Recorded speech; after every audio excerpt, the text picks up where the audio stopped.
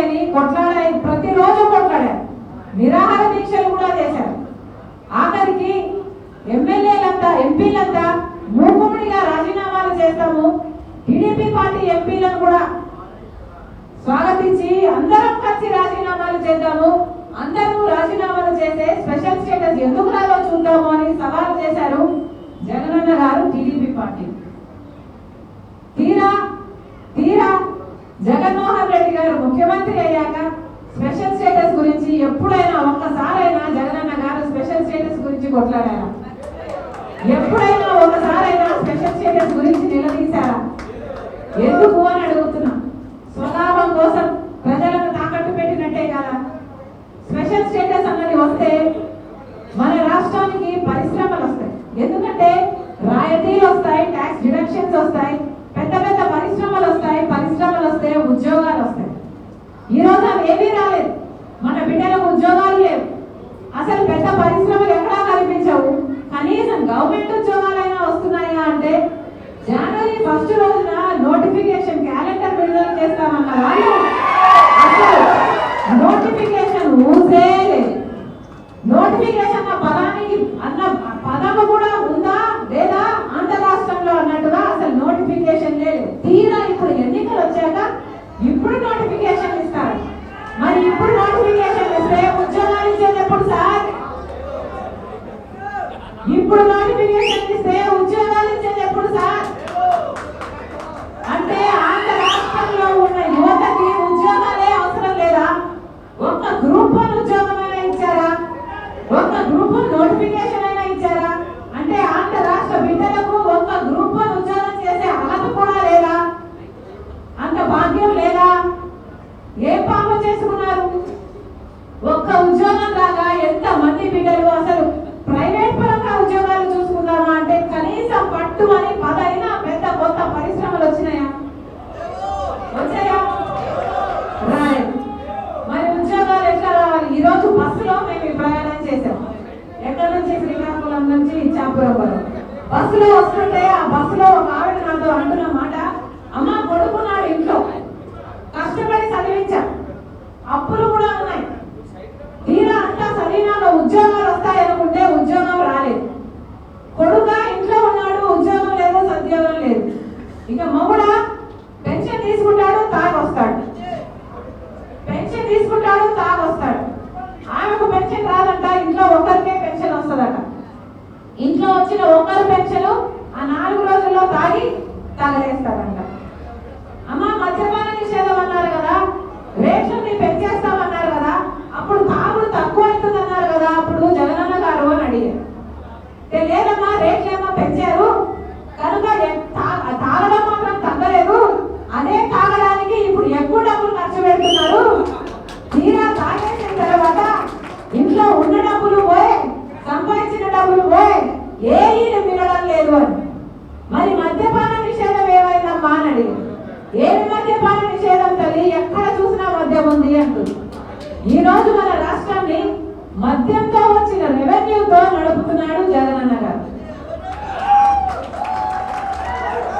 మరి తీరా ఎన్నికలప్పుడేమో జగనన్న గారు మద్యపాన నిషేధం నేను 5 ఏళ్లలో మద్యపాన నిషేధం చేస్తాను, మద్యపాన నిషేధం చేయకపోతే నేను వచ్చే ఎన్నికల్లో ఓట్లు కూడా అడగను అన్నాడు కదా.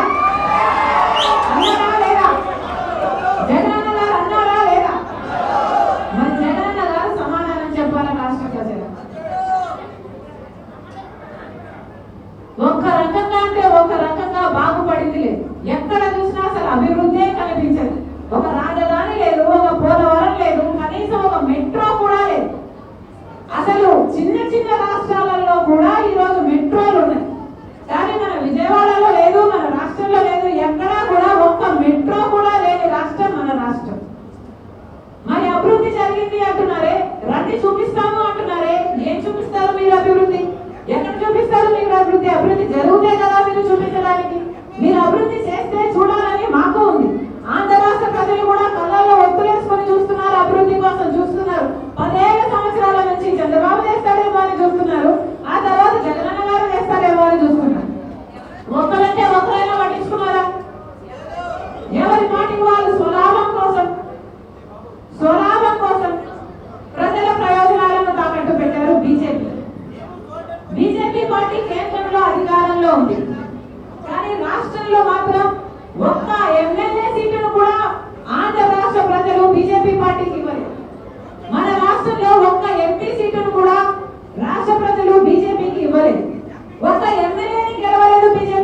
మన రాష్ట్రంలో, ఒక ఎంపీని కూడా గెలవలేదు బీజేపీ పార్టీ మన రాష్ట్రంలో. అయినా కూడా మన రాష్ట్రం మొత్తం బీజేపీ వశమైపోయింది, కైవశమైపోయింది. వాళ్ళే తాకట్టు పెట్టారు. అసలు ఇది ఎక్కడైనా ప్రపంచంలో ఉందా? ఒక్క ఎమ్మెల్యే సీటు గెలవకుండా, ఒక్క ఎంపీ సీటు గెలవకుండా మొత్తం బీజేపీ బానిసలు అయ్యారు ఈ రోజు ఆంధ్ర రాష్ట్ర ఎంపీలు, ఎమ్మెల్యే. వాళ్ళు బానిసలు కావడమే కాక ఆంధ్ర రాష్ట్ర ప్రజలందరినీ కూడా బీజేపీ బానిసలు చేసే ప్రయత్నం చేస్తుంది వైసీపీ అయినా తెలుగుదేశం పార్టీ అయినా. ఇది ఎక్కడి న్యాయమని అడుగుతున్నాం.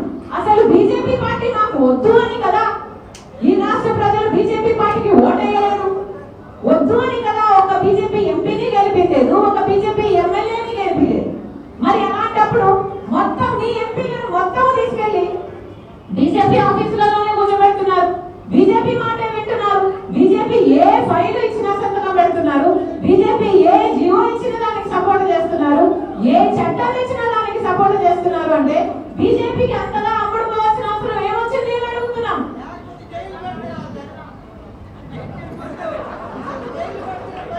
పోనీ బీజేపీ పార్టీ మనకు స్పెషల్ స్టేటస్ ఇస్తే మీరు బీజేపీ పార్టీకి ఊడిగా చేయండి, మాకు అభ్యంతరం లేదు. పోనీ బీజేపీ పార్టీ మనం పోలవరం ప్రాజెక్ట్ ఇస్తే మీరు బీజేపీ పార్టీకి ఊడిగా చేయండి, మాకు అభ్యంతరం లేదు.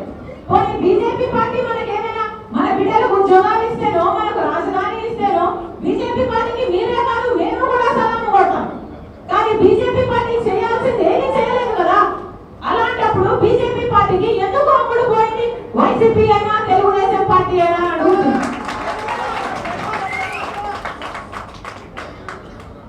బీజేపీ పార్టీ ఒక మతతత్వ పార్టీ కాబట్టే రాజశేఖర రెడ్డి గారు ఎప్పుడూ బీజేపీని వ్యతిరేకిస్తూనే వచ్చారు. బీజేపీ పార్టీకి తెలిసిందల్లా ఒక మతాన్ని రెచ్చగొట్టడం, ఇంకో మతాన్ని అవమానించడం, వాళ్ళ మధ్య చిచ్చు పెట్టడం, ఆ మంటలో చలి కాచుకోవడం. ఇదే బీజేపీకి తెలిసిన రాజకీయం. కాబట్టి రాజశేఖర రెడ్డి గారు బీజేపీని ప్రతిసారి వ్యతిరేకించారు. అలాంటి బీజేపీ పార్టీకి ఆయన కొడుకు జగనన్న గారు ఇంతగా అమ్ముడుపోతారని ఎవరు ఏ రోజు అనుకోలేదు. మళ్ళీ చెప్తున్నా బీజేపీ పార్టీ అధికారంలో ఉంటే మణిపూర్ లో జరిగిన సంఘటనలే మళ్ళీ మళ్ళీ జరుగుతాయి, ప్రతి చోట జరుగుతాయి. అక్కడ క్రైస్తవులు ఎలాగైతే ఉచ్చపోదు ఇలా గొంతు కోసి చంపారు, అదే జరగబోతుంది. అందుకే చెప్తున్నా బీజేపీ ఎవరికి శ్రేయస్సుగా. రాహుల్ గాంధీ గారు స్వయంగా చెప్పిన విషయం, నేను ప్రధానమంత్రి అయినాక మొట్టమొదటి సంతకం చేసేది ఆంధ్రప్రదేశ్ స్పెషల్ స్టేటస్ ఫైల్ మీద.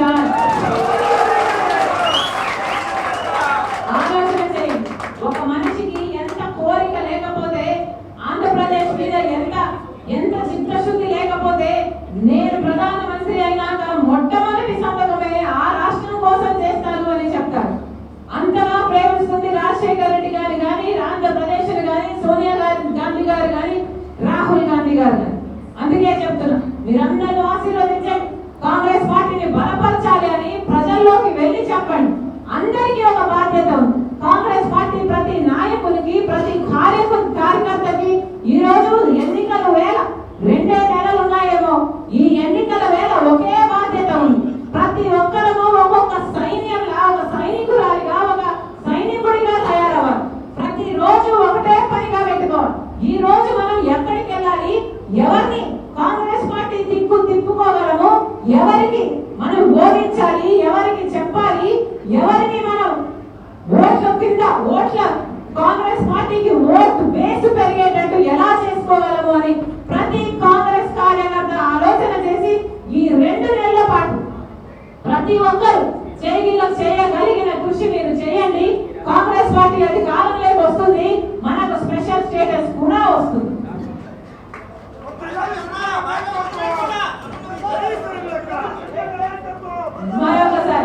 మరొకసారి రాజశేఖర రెడ్డి బిడ్డ వచ్చింది అనగానే 24 గంటలు కూడా మీకు టైం ఇవ్వలేదు సమావేశం అవ్వడానికి.